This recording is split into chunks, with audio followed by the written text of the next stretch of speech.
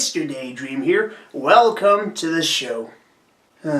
You know that wonderful feeling you get when you get more subscribers? You feel like you're getting a step closer to fame. And with fame comes fortune. You can buy anything that only rich people can afford, like a banana farm. Yeah, I don't know exactly what rich people spend their money on, but come on, you can't claim to be rich and famous unless you own a banana farm. It's common sense, man. Anyways, let's begin this video on subscriber counts, and if they actually matter.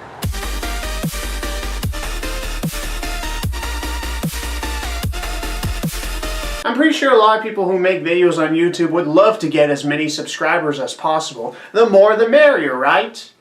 Well, what if that isn't the case? Because over the years I've noticed how even YouTubers that have a ton of subscribers don't necessarily benefit from it as much as you think. So I'm going to show you why having a lot of subscribers doesn't always matter. It all depends on the audience. But before we get into that, let's talk about people who beg for subs.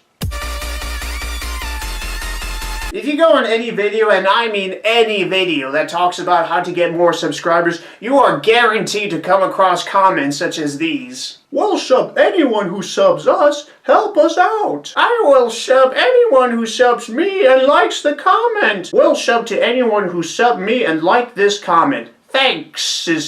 Subscribe! Sub to me and comment. Like this comment. I will sub to you. Ugh. You see what I mean? Now, I don't necessarily blame them for doing this, since getting exposure on YouTube is extremely difficult. Trust me, I'm all too familiar with that. And I have to admit, I was very tempted to join these guys and sub to each other in order to help our channels grow. But I never did, because I just don't think it would benefit any of us. You see, these people only sub to each other just to raise their subscriber count. That's it. If you were to join them and do what they're doing, they're not going to subscribe to you because they genuinely like your videos and would love to see more of them. No, they're only doing it because they can get a sub from you. And to me, that just defeats the whole point of getting subscribers. Since they're only subbing to get subs in return, they're not going to bother watching your videos. That's not what they subbed for. Heck, they may not even like your videos at all. So the views on your future videos are not going to change that much despite having a slightly higher subscriber count. You see, there's just no value to it. Now, don't get me wrong, I would love to get more subscribers, but I only want people to subscribe to me because they like my videos and would love to see more. Not because we had this stupid sub-to-sub agreement. You also have those ridiculous YouTube channels who think they're being bold and witty with their usernames, but just come across as just obnoxious and arrogant. Help me raise 100,000 subscribers with no videos. This guy just doesn't get it. Why should I subscribe to you? Why should anyone subscribe to you if you're not going to make any videos? Is it so he can get this silver play button with no work whatsoever? No! You don't deserve it like that. You have to work for it in order for it to actually mean something. I would love to get the silver play button, but I want to get it genuinely. Not because I tell people, subscribe to me so I can get the play button by doing no work whatsoever. How funny would that be? Lazy, uncreative idiot.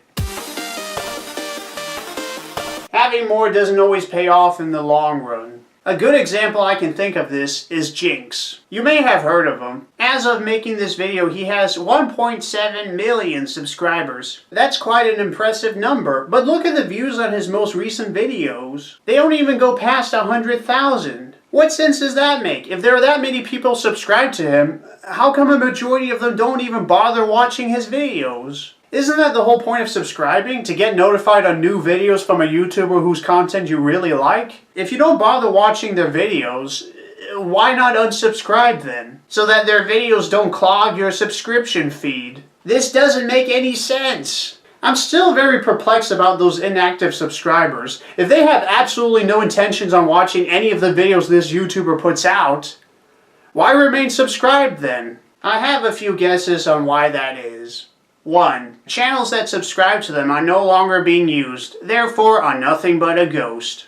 2. Channels that subscribe to them are being used, but the users got bored of the videos and are too lazy to unsubscribe or can't be bothered to, so they choose to just ignore it completely. 3. There are multiple channels under the same person. Let's say there are 1,000 people and they each have 5 different YouTube accounts. If they all use their accounts to subscribe to a specific YouTuber, that YouTuber now gets 5,000 subscribers. But because there are technically 1,000 people that subscribed, the views that YouTuber gets for a video doesn't match the number of subs they have. Do you see what I mean? How having a large subscriber count doesn't seem to matter if none of those people bother watching your videos? A YouTuber with 200,000 subscribers who gets 150,000 views per video will be much more successful than a YouTuber who has 1 million subs, but only gets 10,000 views per video. People need to stop treating subs as if they were the same thing as likes from Facebook.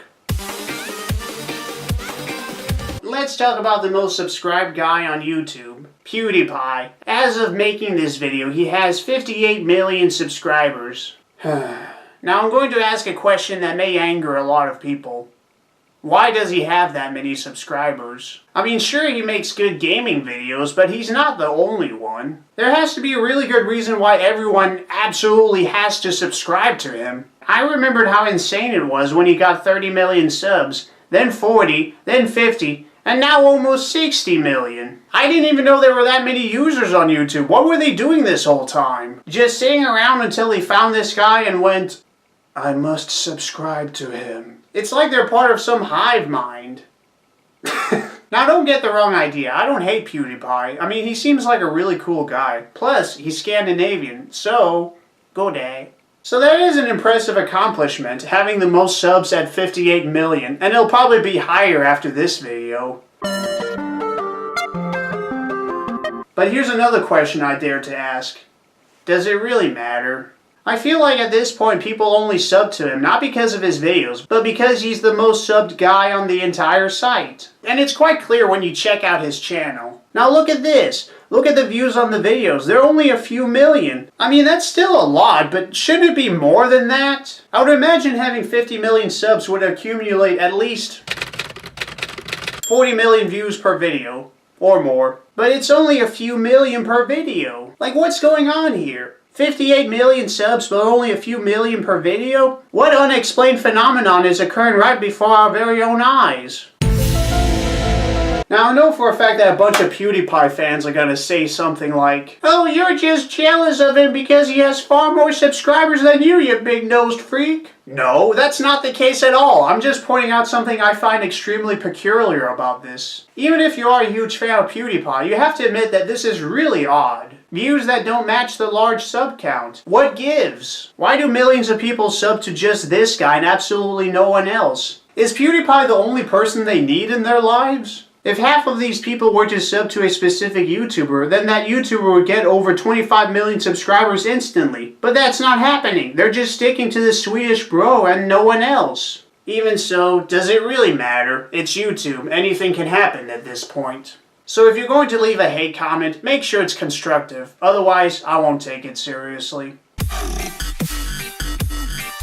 Now, it is worth noting that there are a couple of good reasons as to why a large portion of subscribers don't watch a large number of videos from a YouTuber. The first reason is that the subscribers only subbed for a certain show. Yeah, for example, we have Cinemassacre. The channel is mostly known for the Angry Video Game Nerd series, which has been getting millions of views over the years. As for the other shows on the channel, they still get plenty of views, but not as much as the main show. So it's pretty clear that most of the people who subscribe to the channel only sub for the Angry Video Game Nerd series. But that's fine, as long as the audience is still active and strong, which is quite impressive considering how long this channel has been around. You can't expect people to watch every single show you put out, but as long as you get strong views and positive reception, then it's all good. The second reason as to why views seem to dwindle is due to what I like to call the mixed conversion.